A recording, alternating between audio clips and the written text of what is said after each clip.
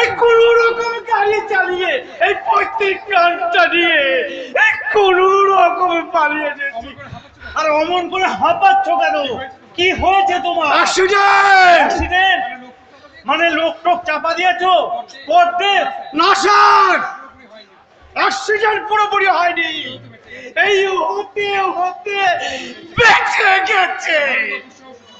একটা দুঃসাহসী যুবক ওই বাচ্চাটাকে সরিয়ে না নিলে একেবারে শেষ হয়ে যেত। বাজে কথা বাদ দিয়ে বলো, মিস্টার শিবব্রত গুপ্ত কত টাকা দিয়েছে তোমার হাতে? শালা সুরের বাচ্চা সেবাব্রত গুপ্ত আমার হাতে টাকা দেয়নি স্যার। তাহলে কার হাতে টাকা দিয়েছে হারামের বাচ্চা শিবব্রত গুপ্ত? তোমাকে বিশ্বাস করেনি? না স্যার, আমাকে বিশ্বাস করেনি। কোন শালা সরকারি কর্মচারীরা কাজ করে না। তুমি ঠিক বলেছো সঞ্জয়, ওই জন্যই এই দেশটা জাহান্নামে যাচ্ছে। যাচ্ছে মানে? কবেই চলে গেছে। তুমি এই টাকা ভর্তি অ্যাটাচিটা শিবানী লাহিড়ীর লাশের পাশে রেখে ঢাকা দিয়ে দাও।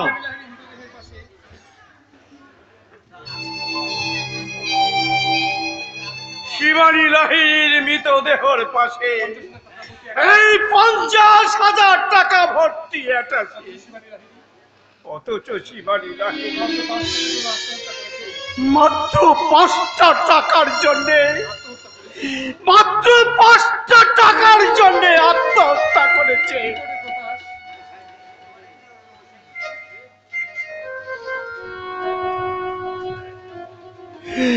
রিপোর্টে প্রকাশ,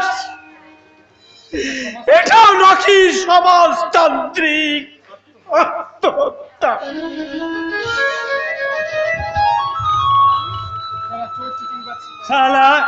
শালা চোর চিটিংবাজ সিপাহী সঞ্জয়টাও মাঝে মাঝে মহাভারতের যুগে ফিরে যায়।